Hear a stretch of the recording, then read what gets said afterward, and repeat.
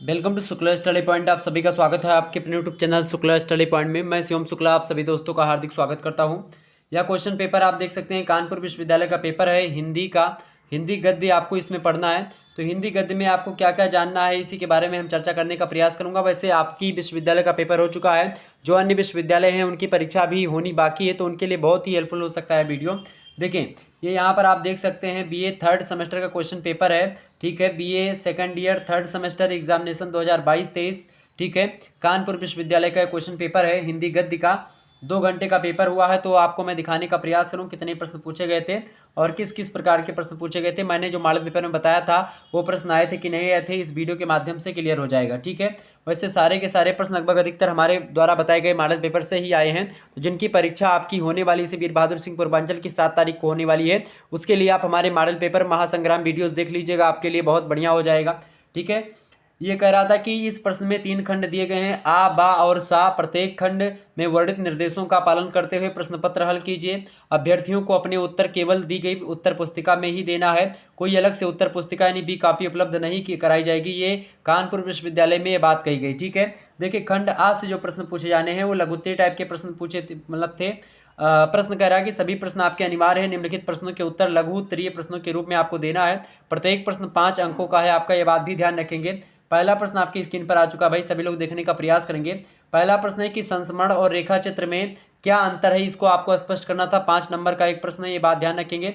और सारे के सारे प्रश्न करने अनिवार्य हैं, ये बात भी यहाँ पर पहले खंड से बता दी गई। ठीक है, तो ये भी प्रश्न मैंने बताया था संस्मरण और रेखा चित्र के बारे में पूरा। मैंने संस्मरण क्या है, रेखा चित्र क्या है, आत्मकथा क्या है, ठीक है, जीवनी क्या है, जो है नाटक क्या है, एकांकी क्या है, निबंध क्या है, सभी चीज़ों के बारे में मैंने विस्तार से आपको बता दिया है। आप लोगों ने नहीं देखा तो देख लीजिएगा। अगला क्वेश्चन आपका देखें, जीवनी और आत्मकथा में क्या अंतर है या क्या है दोनों, इसके बारे में भी मैंने आपको स्पष्ट कर दिया था। सारी चीज़ों के बारे में बताया है। एक भी प्रश्न आपका मेरे हिसाब से नहीं छूटना चाहिए। तो सारे के सारे प्रश्न आप आसानी से पढ़ सकते हैं, एक भी प्रश्न आपका नहीं छूटेगा। और यहाँ पर मुझे बताने का कोई जो है मतलब नहीं, चूंकि मैंने मॉडल पेपर जो हमारे पढ़े हुए उसमें मैंने विस्तार से हर एक चीज़ों के बारे में आपको ऑलरेडी बता रखा है। ठीक है, अगला प्रश्न आप देखिएगा।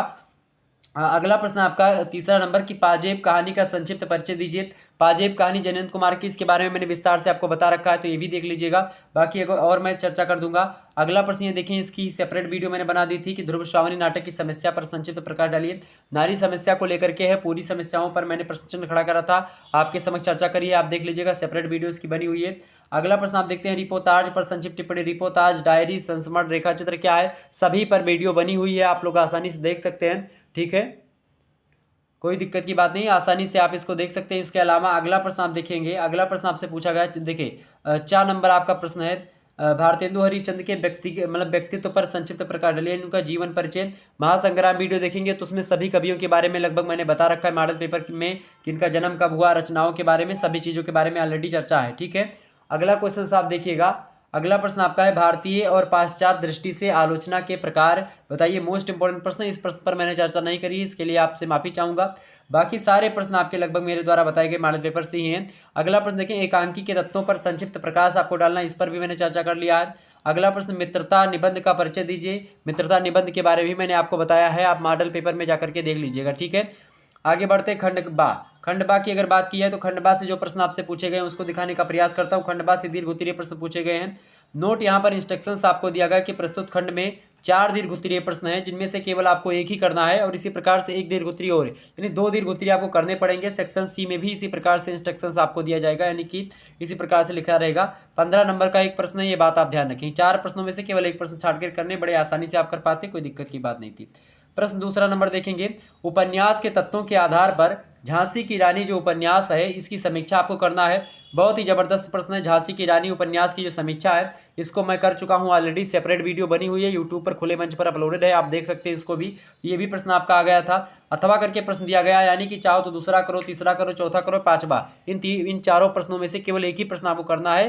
15 नंबर का, ये ध्यान रखेंगे थोड़ा सा। ठीक है, आगे देखते हैं। ये प्रश्न आपका है कि हिंदी निबंध के उद्भव और विकास पर विस्तृत प्रकाश डालिए। मोस्ट इंपोर्टेंट प्रश्न है। तो हिंदी निबंध का उद्भव कैसे हुआ, विकास कैसे हुआ, कितने काल खंडों में हम निबंधों को बांट सकते हैं, सभी पर मैंने ऑलरेडी चर्चा कर रखी है, आप देख लीजिएगा। ओके, अथवा करके आपको प्रश्न दिया गया था दूसरा वाला। ठीक है, तो इसको भी आप कर सकते थे, चाहो तो ये मतलब तीसरा चौथा मतलब कि दूसरा, तीसरा, चौथा और पांचवा, इन सभी में से केवल एक ही आपको करना है। अथवा करके अगला दिया गया था कि ध्रुव चंद्रगुप्त के चरित्र चित्रण का उदाहरण सहित वर्णन कीजिए। चंद्रगुप्त कौन है? ध्रुवस्वामिनी नाटक में चंद्रगुप्त, रामगुप्त ये सब हैं, तो इन्हीं मतलब कि उसमें से चंद्रगुप्त जो कि ध्रुवस्वामिनी नाटक का नायक है, इसके बारे में आपको बताना था। इसका चरित्र चित्रण मैंने ध्रुवस्वामिनी नाटक जब पढ़ा रहा था, मैंने 2 दिन पहले वीडियो बनाई थी, उसमें मैंने विस्तार चर्चा कर दी, तो आप देख लीजिएगा। अगला क्वेश्चन आपकी स्क्रीन पर आ चुका है, 5वां नंबर देखेंगे। 5वां नंबर प्रश्न है, कहानी कला के तत्वों के आधार पर यशपाल की जो कहानी है पर्दा, उस कहानी पर प्रकाश डालिए। मोस्ट इंपोर्टेंट प्रश्न है, तो इस प्रश्न पर मैंने चर्चा नहीं करी है, लेकिन पर्दा कहानी के बारे में आपको बताया है, तो एक बार मॉडल पेपर में देखेंगे तो उस पर चर्चा है। बाकी एक बार मैं और इन सभी वीडियोस मतलब कि बना दूंगा, जिनकी परीक्षाएं अभी नहीं हुई हैं वो आसानी से देख लीजिएगा, ठीक है। चले खंड सा की बात की है, तो यहाँ से भी दीर्घ उत्तरीय आपका प्रश्न है, और नोट कह रहा है कि प्रस्तुत खंड में 4 दीर्घ उत्तरीय प्रश्न, जिनमें से आपको एक ही प्रश्न करने हैं, और 15 नंबर का प्रश्न, यानी कि जिस प्रकार से आपको खंड बा में एक ही प्रश्न करना था 4 में से, ठीक इसी प्रकार से इसमें भी आपसे दिया गया है। देखिए 6ठा नंबर प्रश्न आपसे पूछा गया था कि यात्रा वृत्तांत के विभिन्न पहलुओं का वर्णन करते हुए राहुल संकृत्यान के यात्रा साहित्य पर समयक प्रकाश डालिए। मोस्ट इंपोर्टेंट प्रश्न है।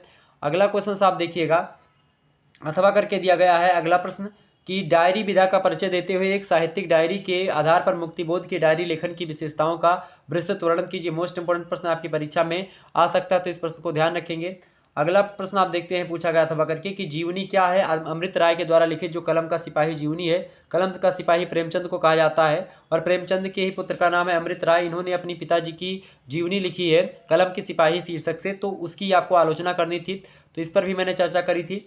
अथवा करके आपको प्रश्न दिया गया है कि गिल्लू रेखा चित्र के माध्यम से महादेवी वर्मा की भावुक, स्नेहिल व दार्शनिक भावनाओं को व्यक्त कीजिए। तो गिल्लू रेखा चित्र आपके पाठ्यक्रम में संकलित है, इसके बारे में मैंने, गिल्लू एक गिलहरी के बच्चे का नाम होता है, ठीक है, तो इस पर मैंने चर्चा करी है।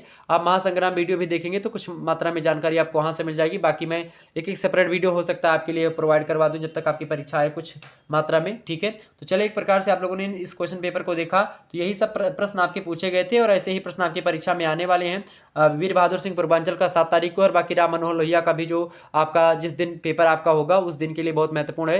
राम मनोहर लोहिया, महात्मा गांधी काशी विद्यापीठ, वीर बहादुर सिंह पूर्वांचल, और डॉक्टर भीमराव अम्बेडकर यूनिवर्सिटी हो गया, या कोई भी विश्वविद्यालय आपका है, सभी विश्वविद्यालयों से रिलेटेड जो है मैं वीडियोज़ बनाता हूँ, तो आप आसानी से किसी विश्वविद्यालय से आसानी से पढ़ सकते हैं।